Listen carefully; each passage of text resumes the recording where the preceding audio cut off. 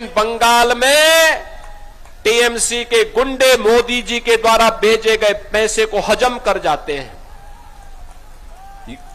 Mafia राज हावी है, sand mafia, land mafia, बागान माफिया, ये सभी हावी होकर के आपके हक पे डकैती डाल रहे हैं। और मैं तो आपसे कहने के लिए आया हूं, ये माफिया का उपचार भी बीजेपी है। यूपी में बुलडोजर केवल सड़क नहीं बनाता है, ये माफिया गुंडे और दंगाइयों की हड्डी पसली को भी एक करता है सड़क के साथ में। और ये केवल बीजेपी कर सकती है। और इसीलिए हम चाहते हैं कि बीजेपी की यहां पे सरकार बने और बीजेपी की सरकार बनाने के लिए नरेश राय को यहां से विजयी बना करके भेजना पड़ेगा। नरेश राय को विजयी बना के भेजेंगे। बहनों और भाइयों, बीजेपी का मतलब गौ माता को कटने नहीं देंगे और हिंदुओं को बंटने नहीं देंगे, इसकी गारंटी।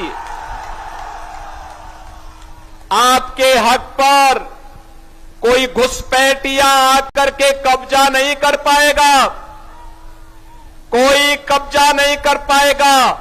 याद करिए, ममता दीदी को तो हिंदुओं से और जय श्री राम से चिढ़ जैसी हो गई है। जैसे उन्होंने कल संसद में आदि आबादी को मिलने वाले हक का विरोध किया, ऐसे ही उन्होंने सीए के दौरान सिटीजनशिप अमेंडमेंट एक्ट का भी विरोध किया था।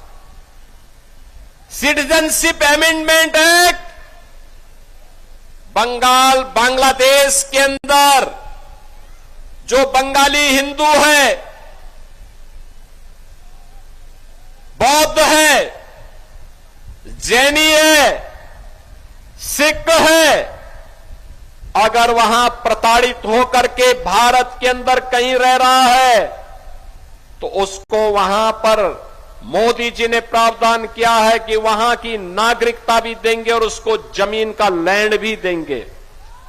अभी मैं पिछले सप्ताह ही उत्तर प्रदेश के अंदर 1056 परिवारों को कब्जा दिया हो, नागरिकता दिया हो, जिन्हें बंगाल से निकाला गया था। सीए का विरोध टीएमसी, कांग्रेस, कम्युनिस्टों के द्वारा किया गया, लेकिन हिंदू कहीं भी होगा दुनिया के अंदर, हमारी सरकार डबल इंजन की सरकार उसके साथ मजबूती के साथ खड़ी रहेगी, उसकी सुरक्षा करेगी।